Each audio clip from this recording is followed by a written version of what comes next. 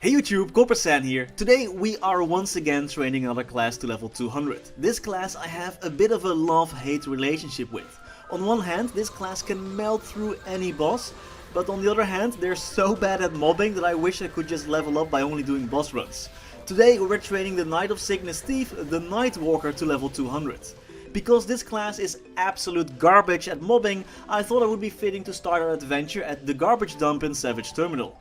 We're using Elemental Slash, which is a Knight of Sickness beginner skill, because at least that skill is able to hit more than one monster at a time. This class does have a bit of a backstory though on why he came to be how he is. You see, as a child, this class fell into a well and got scared by some bats who lived there, giving the Nightwalker an ID. The Knight of Sickness don't really need strong warriors or really smart mages, no, they need a symbol. A symbol of hope and something that strikes fear in the heart of the Black Wings. So that's why all the Nightwalker skills are either darkness or bat related, I think. Besides their classic thief skills like Haste, Lucky 7 and Dark Side of course. For example, every third attack that you do with a throwing star skill has a bat summoned that bounces off enemies, healing you and helping you mob just a little bit. Actually, this class can mob pretty decent if you do have enough funding for those smaller bats to one-shot enemies. Man, you'll probably be an amazing mobber if you could do that. So to play this class to its full potential, you will need to be a bit of a billionaire yourself. Nightwalkers can also apply stacks of darkness on enemies, doing damage over time and increasing your damage against those monsters for each stack of darkness. Monsters can have up to 5 stacks, so you can imagine what that can do to a boss monster. And what I thought was pretty cool was that their double jump has a passive effect. If you attack in the air while jumping, you'll do more damage. That's pretty legit actually. As an assassin, it's a crime to not jump attack, so you have to do that. We trained at various places to keep things a bit diverse. After rising up out of the garbage, we defeated some golems near Hanøy and I teleported to the Kinesis starter area to train there for no particular reason. The spawn is good there, I guess. We complete the second job advancement and go back to Savage Terminal to train some more. I already completed a ton of team dungeons in the previous video, so for this video I just wanted to grind a bit. I'm not sure about grinding in MapleStory, but I find it relaxing to just play MapleStory and not think. Actually, this only counts for the early levels when you're playing this class, because you're constantly keeping an eye on your HP when you're a higher level. Nightwalkers are also made of paper mache, unfortunately. Like one higher level monster could easily break your back. We train at Savage Terminal until we reach level 46 and then go to the Burnt Land Empyrean. There's actually not much to say about your second job skills. You get a boost to your darkness buff and to your bats. What? You want mobbing skills? Not today, buddy. Here you get one more throwing star and you'll enjoy it. Yeah, we get triple throw and that's it. We keep training at the Empyrean excavation site and later move on to the Coppersan rigs and Sleepywood for our final few levels until we hit the third job advancement and finally unlock our very first actual mobbing skill. By the way, if you are enjoying this video, don't forget to leave a like and subscribe to the channel. Make sure to ring that bell notification to stay up to date when new videos go live. Third job is where Nightwalkers are getting more interesting. We get our first mobbing skill called Shadow Spark, which isn't as cool as Avenger, but does explode at the end of its animation, so that's pretty cool. The skill does have a bit of wind-up time though. Similar to Demon Slayer's their second job skill that sucks in those monsters, it takes half a second for it to actually start working, but if you hold it down, you'll fire a barrage of giant exploding throwing stars. If you look closely, you can actually see the exploding star is made of smaller bats. Let's quickly move on before PETA shuts down this class. Nightwalkers do want to do things a bit different than regular thieves though, they're special. They don't have Shadow Partner, but instead they have a clone, following them around, mimicking their movements and attacks. This unlocks some pretty fun and unique skills later on. Your clone can also trigger bats and Mark of Darkness as well, which is super useful. And in third job they also get a passive skill that revives them when they die, probably because you cannot kill a symbol or something like that. For this video I wanted to visit multiple maps when training to keep things a bit more spicy. So we trained in Orbis, El Nalt and Akarot, and afterwards I landed in the Aryan Desert. There are some nice flat smaller maps there which work really well with your skills. You can also go to the Reds map in Lidibium or the flatter maps in Megatia. I was feeling a bit nostalgic and went to train at Gobies and Akarot, and while it's fun to train there, it isn't as good EXP wise than for example the Dark Rash monsters in Liefre or the Skynest 2 map also in Liefre. We reached level 100 and completed our 4th job advancement. I keep saying this class is great at bossing, so you know what, let's put it to the test. And wow, I was surprised by how fast this class already at level 101 can take down this boss. While other classes might struggle with lower damage, our single target damage is so insanely high that we can melt through Zakum's arms with ease. I was even a bit shocked afterwards myself, like I don't think I usually defeat Zakum this quickly. I do have my Legion effects and link skills of course, but still it ran really fast. In 4th job we get another mediocre mobbing skill called Dark Omen, which you can place down and that lasts a couple of seconds and does damage. We get more buffs to our bats and Mark of Darkness, we get a small shield and we can stun enemies with a skill called Shadow Stitch, which can be held down to increase its radius. Trading at Robos in Lidibrium and the birds in Leafer isn't really satisfying my needs, my craving to defeat more bosses. So instead we're going to level up by defeating boss monsters, and our favorite fish stick boss is on the menu. Each time we defeat this boss we get 1 level, and it does bring a smile to my face that with our average gear we can just melt through bosses fast that I can melt through my ex-girlfriend's frozen heart.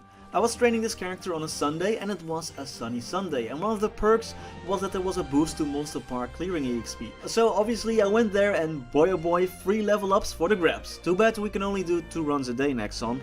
I trained another level at Straw Target Dummies in Mulong and then went to do the Wanted Sign quest in Green Folktown until I reached level 132. I actually ran out of mesos because I keep spending way too much on getting all those characters to level 200 because I want to have, you know, some decent gear.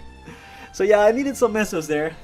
After that I didn't want to go train at Bane's, I just didn't have a feeling that it would go so well with our band related skills. So instead I went to help the poor demon stuck at Crimson Heart Castle.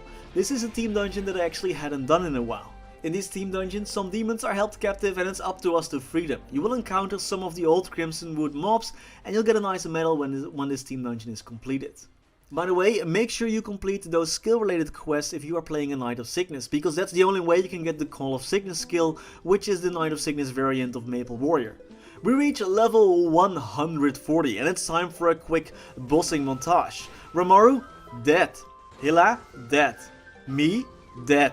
Chicken, dead.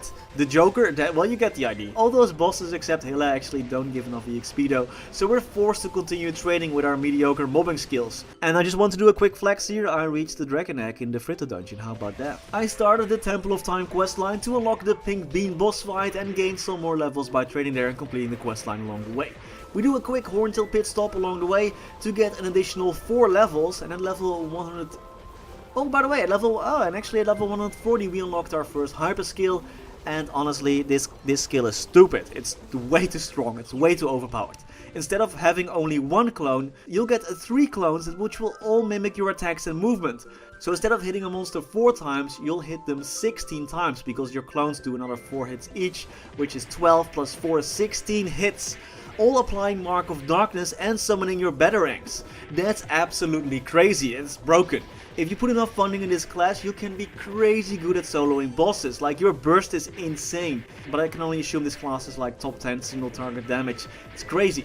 But of course, I mean, nothing can beat the Mighty Page class, but it's good to see that some other classes are at least trying. I'm slowly upgrading my gear throughout the video, so you'll see some increased damage here and there. Since training took forever and I didn't have a lot of free time, I spent more time doing boss runs than training actually. After reaching level 160 I went to Future Hennessy's to train at the Slime Stair and of course did more and more boss runs. Alright, enough with the slimes, it's time for some more team dungeons. In the most ambitious crossover ever, I worked together with the Pink Meso Ranger to stop an alien invasion. MapleStory has a lot of best girls in these side stories, man. In search of more best girls I started the New Leaf City questline, and honestly mistakes were made. This questline, man. Story is fun, like don't get me wrong, but I had to kill so many monsters. And if there's one thing that night walkers hate, it's hitting more than one monster. I had to kill like 300 here, 300 there. And the final quest that you look for an etc drop that has an insanely low drop rate. Actually, there's 2 final quests and you need to find that etc drop twice. I found 1 though, so I just got my medal, got my 20 fame and like, I'm out of here. I reached level 177 at this point and got some sick glasses with glass so thick that I can no longer see how bad we are at mobbing. We use our Legion potions to reach level 180 and we go to Future Period next. We have already unlocked another sick hyper skill called Domination. This skill transforms the entire map, granting you knockback resistance, increased damage and invincibility when you cast a skill. Plus it just looks really cool. We train at Tonnet Forsaken excavation site and transform into an alien afterwards because our bossing skills are literally out of this world. We complete the entry questline to Scrapyard and reach level 200. Fitting that we started at a garbage dump and ended in a scrapyard. But 5th job, oh baby, we might be able to mob just a little bit better now. For example, there's skill Shadow Spare, create spares from the ground a la Black Mage like, dealing damage to multiple monsters, giving you some more mobbing capabilities. We get to summon more bats, but this one deals damage across the entire map, and this skill only has a 20-second cooldown and deals increased damage against bosses. And finally, Greater Dark Servant, which let us place down one of our clones that will mimic our attacks from a distance, also allowing Nightwalker to mob just a little bit better. Overall, Nightwalkers are amazing bosses, but they do require some funding to really excel. If you're not funded, you will find training going rather slow, but if you can overcome this, you can get yourself a great boss to farm those boss crystals and reward points.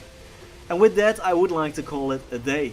As always, many thanks to our members for making this video possible. Thanks to Quin, Niels to Coninck, Raar maar waar, Shen125, Sebastian Hanøy, Felix, Wang, Pinky Traveler, Zephyr Gaming, Terry Kim and Jiju.